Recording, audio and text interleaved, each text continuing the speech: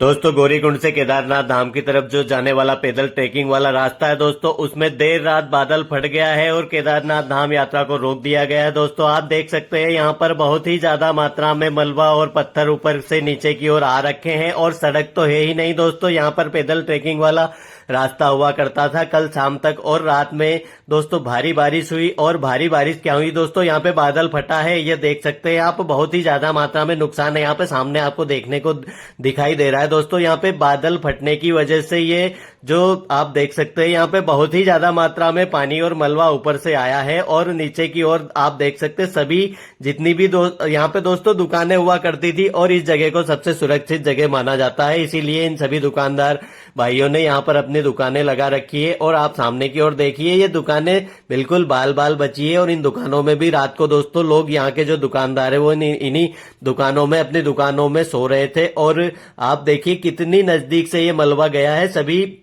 बाल बाल बचे। और दोस्तों जहां से ये टूट के गया ना, पता नहीं यहाँ पे भी दुकानें थी या नहीं थी, क्योंकि दोस्तों नुकसान अचानक से दोस्तों मलबा आया है ऊपर से, और किसी को कुछ संभलने का क्या मौका मिलेगा इसमें, आप समझ ही सकते हैं दोस्तों। बिल्कुल कट टू कट बिल्कुल ये सामने वाली दुकान बची हुई है। जरा सी अगर थोड़ा सा 1-2 फीट का भी फासला होता तो ये भी पता नहीं इसके साथ में क्या होता। और कुछ दुकानें दोस्तों नीचे हो सकता है गई हो, नहीं गई हो, भगवान करे कि जितने भी लोग थे सभी सुरक्षित हो। दोस्तों केदारनाथ धाम में बादल फटा है, और गौरीकुंड से केदारनाथ धाम की तरफ जो जाने वाला रास्ता है पूरी तरह से टूट गया है, पूरा रास्ता क्षतिग्रस्त हो गया है। और केदारनाथ धाम यात्रा को आज 14 अगस्त के दिन रोक दिया गया है दोस्तों।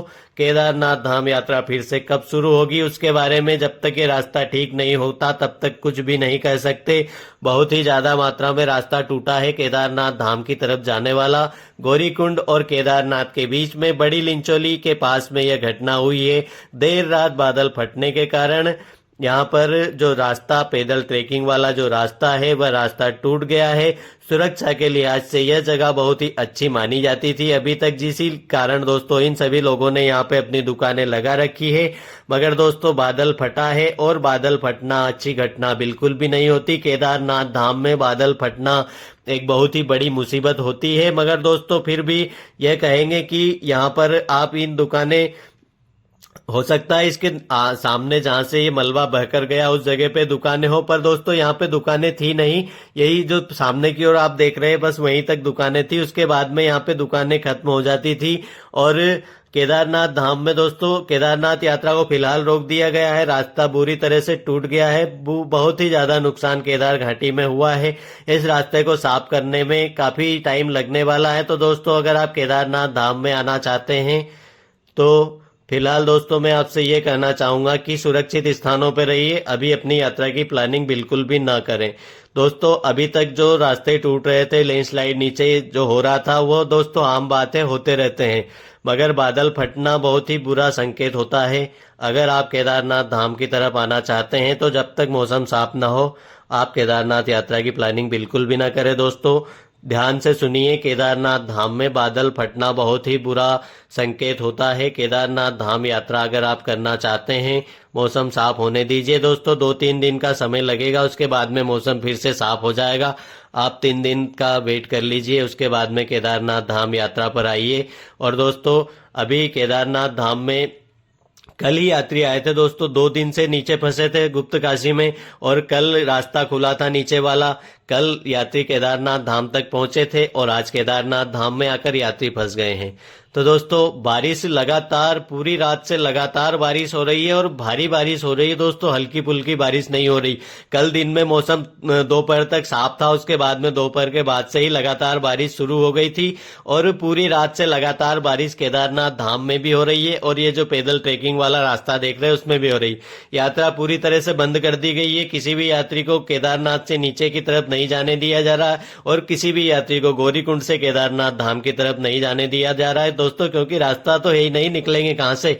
और जितने भी यात्री फंसे हुए हैं सभी से एक निवेदन करना चाहता हूं कि धैर्य बनाए रखें। जब रास्ता ठीक हो जाएगा तब आप सभी यात्रियों को भेज दिया जाएगा। तो दोस्तों अगर आप केदारनाथ धाम में रुके हुए हैं, कहीं पे भी है, जहां पर भी है, शांति बनाए रखें।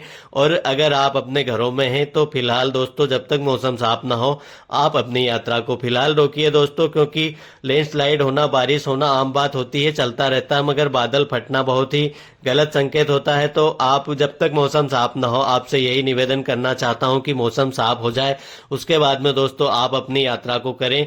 जब तक मौसम साफ ना हो, आप केदारनाथ धाम की तरफ आने की प्लानिंग बिल्कुल भी ना करें। और दोस्तों केदारनाथ धाम में फिलहाल अच्छी खासी भीड़ है दोस्तों, क्योंकि आज सावन का अधिक मास का आखिरी सोमवार है, जिसके कारण जितने भी श्रद्धालु केदारनाथ धाम में हैं, वह सभी श्रद्धालु केदारनाथ धाम में अभी रुके हुए हैं और आज सभी दर्शन करेंगे और यहीं रुकेंगे अब जब तक रास्ता ठीक नहीं होता। मैंने तो कल कहा था कि जब आइए तो अपनी खुशी से रुकिए, और आप देखो फंस गए ना।